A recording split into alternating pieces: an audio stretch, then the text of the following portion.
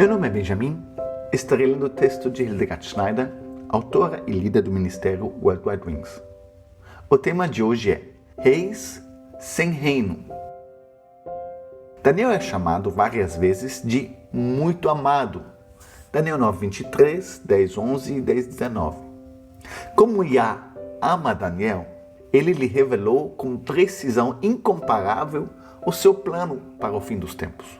Yah até mesmo revelou a Daniel que parte do seu plano estava selada e que ele não poderia compreender o seu significado. Nem Daniel, nem qualquer outro dos muitos intérpretes posteriores poderiam compreender essa parte antes que ela se desenrolasse no final. Daniel perguntou várias vezes ao arcanjo Gabriel, que sempre lhe deu a mesma resposta. E você, Daniel, feche as palavras e cele o livro até o tempo do fim. Fim significa Ketz em hebraico. E, à luz dos eventos turbulentos das últimas semanas, também é possível entender melhor que só agora os fatos que estão ocorrendo dão sentido à revelação de Daniel. Só agora e em nenhum outro momento antes. O plano de paz confirmado por Trump e Netanyahu em 29 de setembro de 2025 é, como sabemos, um plano de 20 pontos dividido em 3 fases principais de implementação, que vão desde um cessar-fogo imediato até a reconstrução a longo prazo. Fase 1. Cessar-fogo imediato e troca de reféns. Cessação dos combates. Cessação imediata de todas as operações militares. Reféns e prisioneiros. Devolução de todos os reféns israelenses, vivos e mortos, dentro de 72 horas, em troca da libertação de prisioneiros palestinos, incluindo 250 com pena de prisão perpétua e 1.700 detidos após 7 de outubro. Retirada parcial do exército israelense para as linhas acordadas. Ajuda humanitária. Expansão imediata e abrangente dos envios de ajuda à faixa de Gaza. Fase 2. Desmilitarização e administração transitória. Desarmamento. Desmilitarização completa da faixa de Gaza sob supervisão internacional. Os membros do Hamas recebem anistia ou salvo-conduto ao entregar suas armas. Conselho de Paz. Criação de um órgão internacional presidido por Trump ou com sua participação para supervisionar a administração. Governo tecnocrático. Nomeação de um comitê palestino não político de especialistas. Comitê Nacional para a Administração de Gaza, NCAG, para a Administração Civil Cotidiana. Força de Estabilização. Envio de uma força de segurança internacional, principalmente de países árabes e muçulmanos, para garantir a ordem. Fase 3. Reconstrução e desenvolvimento econômico. Programa de investimentos. Início de grandes projetos de infraestrutura e recuperação econômica com a participação de investidores privados. Desenvolvimento espacial. Reconstrução planejada em 4 etapas geográficas, começando no sul, Rafah, e avançando gradualmente para o norte, cidade de Gaza. Perspectiva política. A criação de um caminho credível para a autodeterminação palestina, enquanto Gaza é estabelecida como uma zona livre de terrorismo. Entramos na fase 2 em janeiro de 2026, com a implementação do Conselho da Paz. O Conselho da Paz não é, como alguns interpretam, o cumprimento de Daniel 9:27, mas decorre do plano de paz original, os acordos de Abraão. O plano de paz é como um leporelo, a partir do qual novos planos podem ser desenvolvidos repetidamente, como agora o Conselho da Paz. O que fica claro nas fases é que a implementação do plano de paz levará vários anos. Resta saber se caso os sacrifícios de animais sejam introduzidos nos próximos 3 anos e meio, não serão então 7 anos no total, sem que isso tenha levado a uma menção de 7 anos. Só Elohim sabe isso. Mas o que já se perfila agora é que a implementação do plano de paz levará ao cumprimento de outras declarações bíblicas, por assim dizer, de passagem.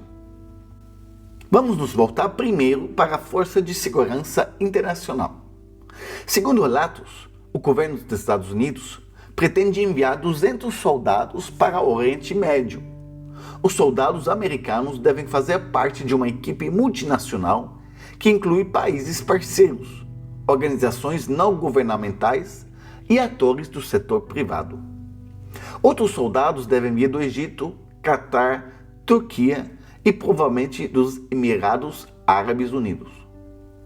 Agora vamos relacionar esse fato com o versículo do Apocalipse 11, verso 2. E deixa o pátio que está fora do templo, e não o mexas, porque foi dado às nações, e elas pisarão a santa cidade por 42 meses. O pátio fora do templo é dado às nações. Aqui, dar é representado pela palavra grega didomi. Didomi tem os significados de dar algo a alguém, disponibilizar, entregar algo a alguém para cuidar, confiar ou transferir algo que precisa ser administrado. Ou seja, esse pátio do templo não foi conquistado em ações bélicas, ou seja, conquistado à força, mas foi entregue às nações que o administram. E agora as forças de segurança das nações não estão entrando legalmente no país? É uma jogada genial, não é? Agora vamos dar uma olhada em um novo desenvolvimento em torno do Tratado de Paz, os Acordos de Abraão. E os 10 chifres que você viu são os 10 reis que ainda não assumiram o poder, mas eles assumirão o poder como reis por uma única hora, juntamente com a besta. Apocalipse 17, verso 12, Bíblia de Zurique. Ou então na tradução de Elberfelder. E os 10 chifres que você viu são 10 reis que ainda não receberam um reino, mas receberão poder como reis por uma hora com a besta. O que são reis sem reino? Ou seja, sem um país ou nação para governar, mas que ainda assim tem poder?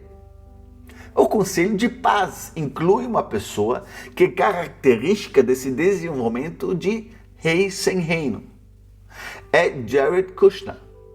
Kushner não tem nenhuma posição oficial no governo, nem um cargo eleito, nem qualquer outro título diplomático, e, no entanto, quando a lista de membros do Conselho de Paz foi divulgada, seu nome estava na lista.